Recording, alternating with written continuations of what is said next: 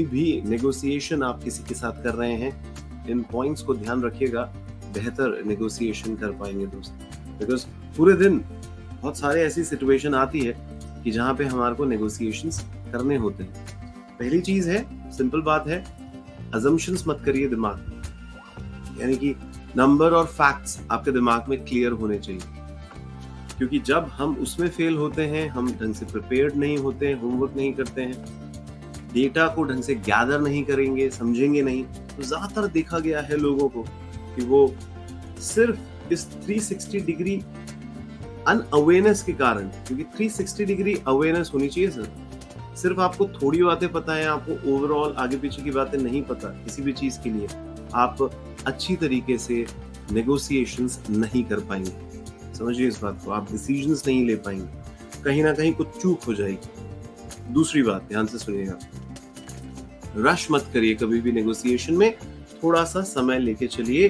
अगर ऐसा है भी कि अर्जेंटली कोई काम करना है तो उसकी भी एक आर्ट है, उस अर्जेंसी को दिखाओ मत किसी को, बहुत इंपॉर्टेंट, बिकॉज वो आपके अंदर का अर्जेंसी अगर दिख गया दूसरे इंसान को, तो भाई वो अपने टर्म्स पे फिर आपसे चीजें करवा सकता है या करवा सकती है। तीसरी बात, बहुत ध्यान से सुनिएगा, कोई भी चीज पर्सनली नहीं लेने का। हम कई बार कुछ चीजों को लेकर बड़ा पर्सनली अटैच हो जाते हैं, हमारे इमोशंस हावी हो जाते हैं। अब बताइए, अगर ऐसा करोगे तो आपकी प्रोडक्टिविटी हर्ट होगी, डायरेक्टली हर्ट होगी।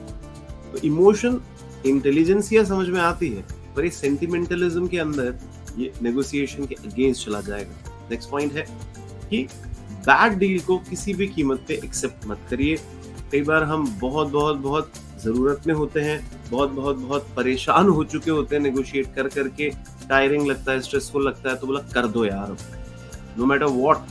दूसरा इंसान जो दूसरी साइड है वो कुछ भी बोल रहा है, पर आप क्या कहते हो, कर दो यार अब कोई बात। ये बिल्कुल भी ठीक नहीं है, बिकॉज आप जो इन्वेस्टमेंट है आपका टाइम और एनर्जी का, उससे आप बहुत कुछ सीखे हैं। आप इसको मत ये सोचिए कि बस मैं डिस्करेज ना हो जाऊं तो चलो जो भी सामने आ रहा है मैं कर देता हूं। Don't do that, never do that. Next point है, ओवर नेगोशिएशन मत करिएगा, बिकॉज ज्यादातर देखा गया है कि जब इंसान अनड्यू, कहते हैं ना, आपको भी पता है सिचुएशन क्या है, पर आप जबरदस्ती की बहुत ज्यादा लगे पड़े हो कुछ रुपया बचाने के चक्कर में, इसमें ज्यादातर देखा गया है कि आप अपने आप को उस पोजीशंस में लाके खड़ा कर देते हैं जहां पे हो सकता है आप डील तो करवा ले, पर आप रिश्ते बिगाड़ देते हैं।